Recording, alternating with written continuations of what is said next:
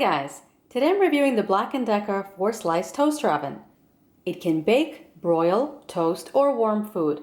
The unit is stainless steel with a glass door and the handle is comfortable. It's 8.5 inches tall, 15 inches wide, and 10 inches deep.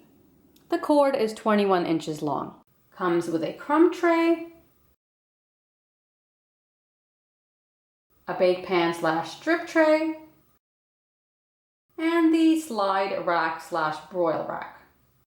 The top knob is the temperature selector, the second knob is the cooking function selector, and the third knob is the toast and timer selector. This is the power indicator light. To keep food warm, turn the knob to warm. To keep warm here, move the knob to 10, and then back or forward to desired warming time. You can use the bake pan as a drip tray and put it under the slide rack, and you can put your food directly on the rack. You can use metal, oven-proof glass, or ceramic without glass lids in the oven. Just make sure to keep the top of the container at least 1.5 inches away from the upper heating elements. When baking or cooking, the manual says to preheat the oven for at least 10 minutes at the desired temperature. I haven't always done that, and everything I've put in the oven still came out nice and hot. To bake, select the temperature first. I'll put it on 350. Turn the function knob to bake. Turn the timer selector to 10, and then turn back or forward to desired baking time. It goes from 10 to 20 all the way down to 30 on the bottom.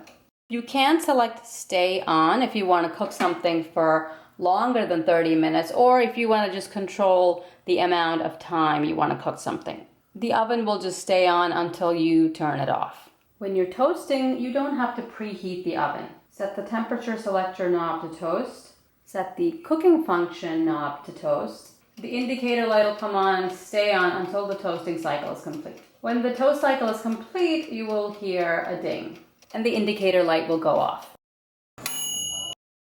It works well for toasting and reheating food that would turn soggy in the microwave. I'll make toast, reheat leftovers, and bake frozen food to test the unit. First, I'll toast 2 slices of wheat bread.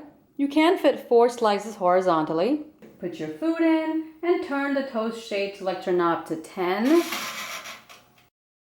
And then turn back to the desired toast shade. I'm using the lightest setting. When your food is done, you'll hear a ding and the indicator light will go off. The rack is hot, so use oven mitts to slide it out.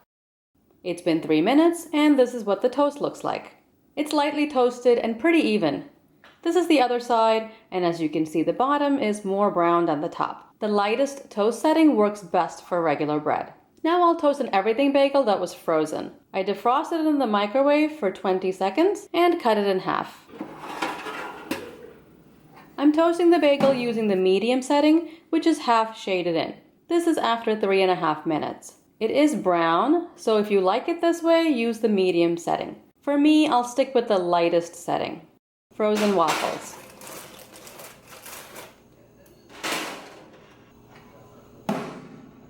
After 2 minutes 30 seconds on the lightest toast setting, there's not much color, but it is toasted. It's crispy and it's done. This is a good setting for waffles. Corn muffins. On the medium toast setting. They're toasted pretty evenly. These are leftover meatballs and French fries. You do not want to heat up fries in the microwave because they'll be soft. Don't use foil on any part of this unit. I'll heat this up at 200 degrees. After 5 minutes, the fries are hot. The fries are crispy on the outside and very hot and soft inside.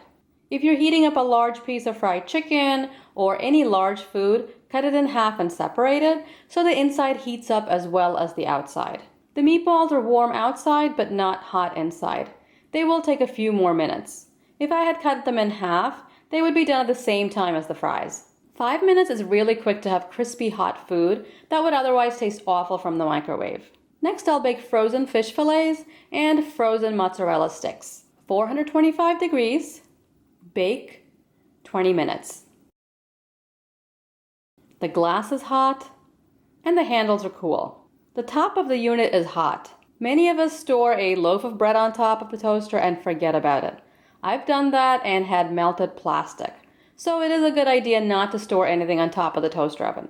After 20 minutes, it's nice and golden brown. The mozzarella sticks are bursting, so they could have been taken out a few minutes earlier. Before cleaning, make sure the oven is off, unplugged, and is cool. The glass door can be cleaned with a sponge or a soft cloth and some soapy water. Don't use a spray glass cleaner. The rack can also be washed with soapy water or in the dishwasher. The baking pan can be washed in soapy water and not in the dishwasher. It's recommended to use a polyester or nylon pad to avoid scratching. The crumb tray can be pulled out, wipe it off with a damp cloth, and just dry before putting it back in the oven. The tray will get stained very quickly, especially if you don't wash it frequently.